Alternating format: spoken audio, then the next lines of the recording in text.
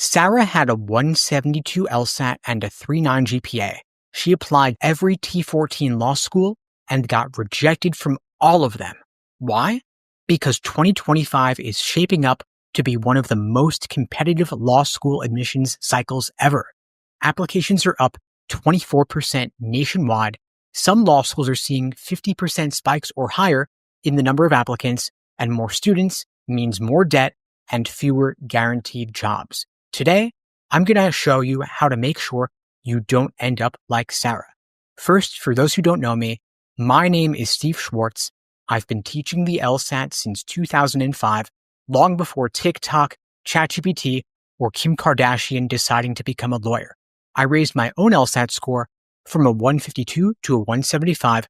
I've helped students crack law schools like Harvard, Yale, and Stanford.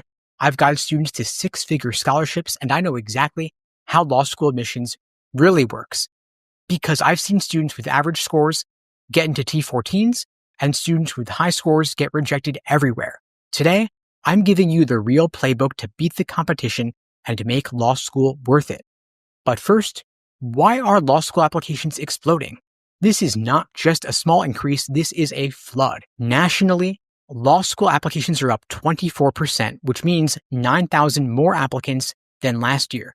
Total applications are up 28%, about 70,000 more applications submitted, but some states are being hit even harder. Pennsylvania law schools are seeing an overall 25% spike in applications.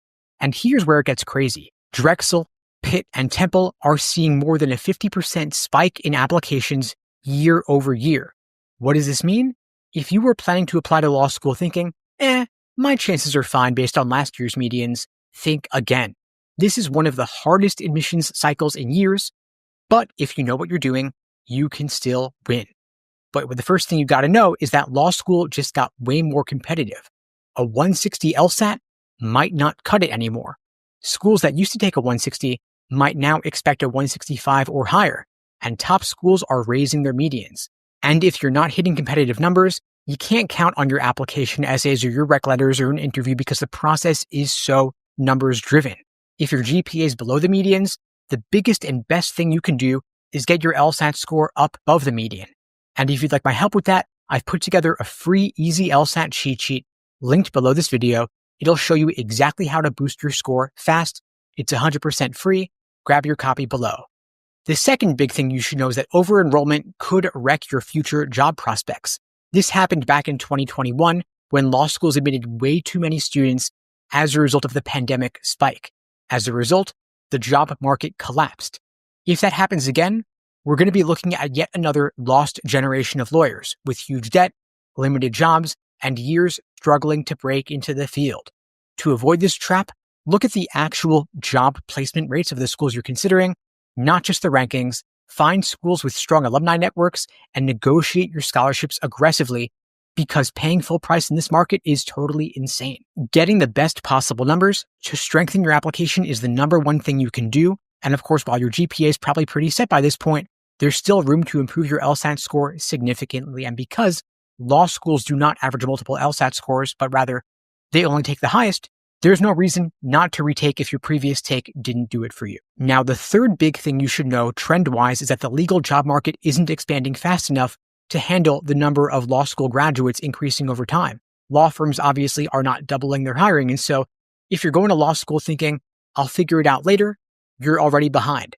If you want to create an advantage now, start networking early, get some practical experience during law school, and have a backup plan if you don't end up at a big law firm.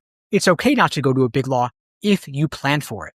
But the smartest thing you can do right now is to, number one, fix your LSAT score. It is still the number one factor in admissions, and if you want a fighting chance, if you want to get a 170 plus, my team and I would be glad to help you out.